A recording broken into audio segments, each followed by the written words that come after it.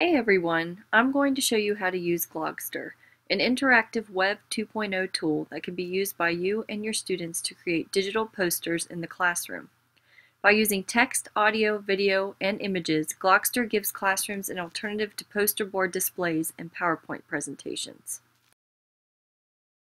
I wanted to give you guys an idea of what a completed Glog looks like, so I created one for my kindergarten through second grade students about the book, Chloe and the Lion. This Glog was made to accompany a read aloud of the book, as well as educate the students on the different roles an author and an illustrator play when it comes to creating a book. Now, with this Glog, I didn't use a template I created on my own, but you can certainly use one if you like. I uploaded pictures from the book's website, which was permitted, and I added graphics that were provided by Glogster. One of my favorite things about this site is that you can add videos that can be viewed within the poster. It saves you the hassle of toggling numerous tabs when you are showing it to your class.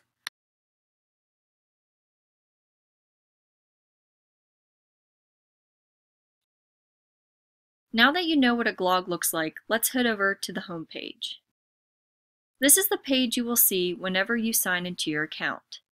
The site offers a free version for those with an individual account, but it is recommended that teachers sign up for a premium account in order to access specific features that they can use in the classroom. If you are an elementary school teacher and you want to register your class, the premium subscription is $39. If you are a secondary teacher who wants to register all of their classes, it's $95. The registration process is very easy, and once you are done, you will be provided with an educator code that you can distribute to your students so they can register as well. On the main page, also called the dashboard, you will see different tabs. This first one, titled Glogs, will show you any posters that you have created and allows you to access Glogopedia. Glogopedia is where you would go to look for Glogs that have been created and published by other users. They are organized by subject, grade level, and even language. You can use them as a reference when you create your own, or even use one of the pre-made templates.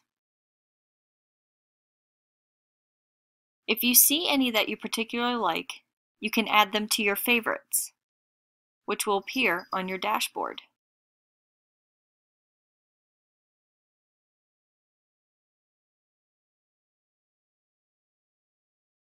The next tab, Classrooms, allows you to create a class as well as view student Glogs, create projects, send and receive messages, and share comments with anyone in that class.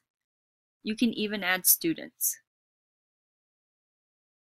However, you can also do this in the Students tab, where students can register by using your educator code. You can register up to 40 students for a class. Although, if you actually have 40 students in your classroom at one time, I wish you luck and feel that you deserve a nice vacation in the near future. The other tabs on the dashboard allow you to assign projects to specific classes and students, create a presentation or projects with your class's Glogs, and send and receive messages with your students. If you feel you need a little guidance, Glogster offers courses that can walk you through any process. It's free to users who have a premium subscription.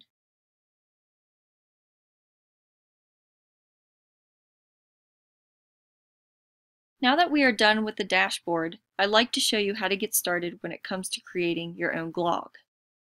Like I mentioned earlier, you can start from scratch and create your own, or you can get started with one of the pre-designed posters or templates featured in Glogopedia. This may be a good approach for teachers or students who are just learning how to use Glogster. But I'm going to go ahead and show you how to create your own.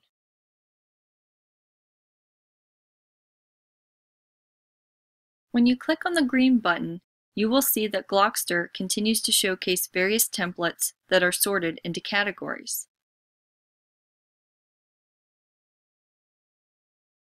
If you choose one of those templates, just keep in mind that you will have to delete the original content before you can add your own.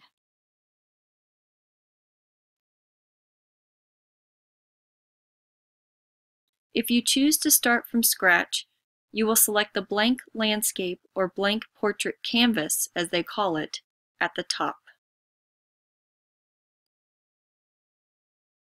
Let's choose blank portrait, which gives us a clean canvas to start with. At the top, you will see a menu with lots of different editing tools that you will use to create your glog. The first thing you will want to do is to add a background or wall to your poster. You can either upload your own images, use one of Glogster's provided backgrounds, or use solid colors. Let's make it easy and use a background that Glogster provided.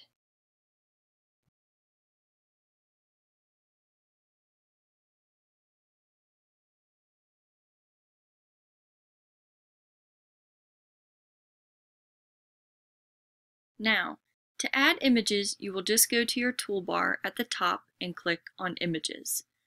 And you will see that you can upload your own pictures, access your camera, or even use pictures that are provided by Flickr. I already have some uploaded, so I will just use one of those.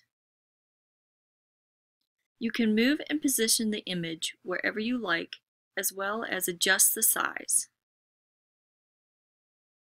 If you'd like to make your image interactive, you can add a link to a website or video. You can also add effects to your picture like shadows, and even decorate it with frames or graphics provided by Glogster.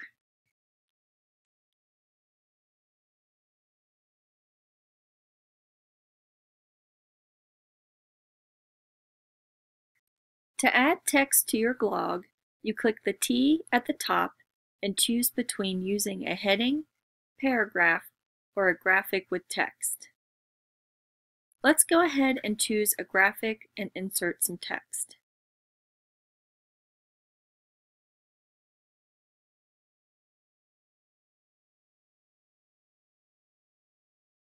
You can change the font, the size, and even the color. You can also position the text to where you like and add a hyperlink.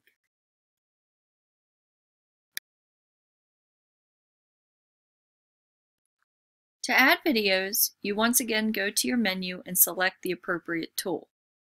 You can use videos that you upload, get from a link or your camera, or directly from YouTube.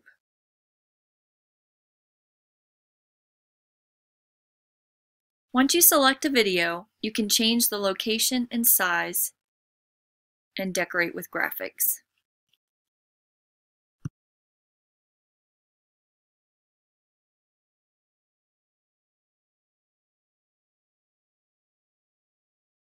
You can add even more graphics by going to the star icon at the top and selecting from some of the options provided by Glogster. Like the rest of the graphics and decorations, they are organized by subject, and they can be resized and moved around the poster.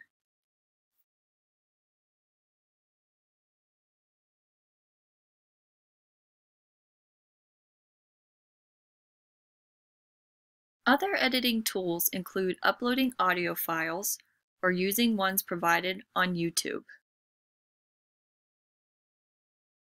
adding 3D models or pictures, and uploading data, files, and documents. You can also access Webpicker, which allows you to grab any videos or images from your Google browser, as well as articles from Wikipedia. As of now, you can't embed any HTML codes within your glog, but Glogster is currently working on introducing that feature to the site. It should be available at the end of this month or early October.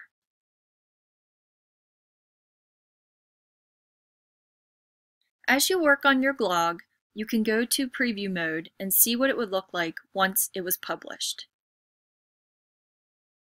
You can also view any citations or documents by clicking on the hyperlink icon in the corner of your poster.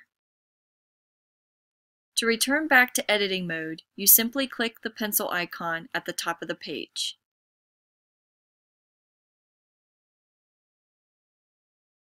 When you feel that your glog is completed, you can exit editing mode and save your poster to your dashboard. You can do this directly, or you can do it with options. Saving with options allows you to alter any details and to finalize or publish your glog. You and your students have the choice to publish your glog, which would add it to Glogopedia, or keep it private. If you wish to keep it private, you would just click Finished.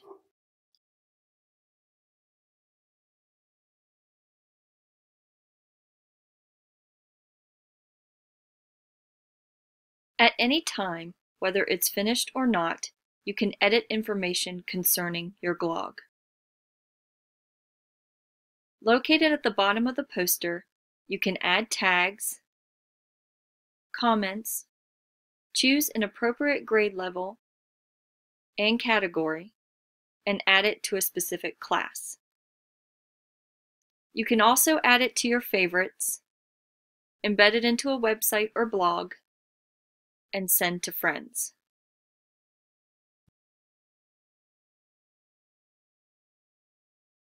Well, everyone, I hope you enjoyed this quick overview of Glogster. It is really an amazing Web 2.0 tool that can be incorporated into the classroom in so many ways. Students can use it for individual or collaborative book reports, presentations, and biographies, while teachers in any grade level and subject can use it to create more interactive lessons that incorporates video, audio, and images. I definitely encourage you to check it out and see what it can do for your classroom.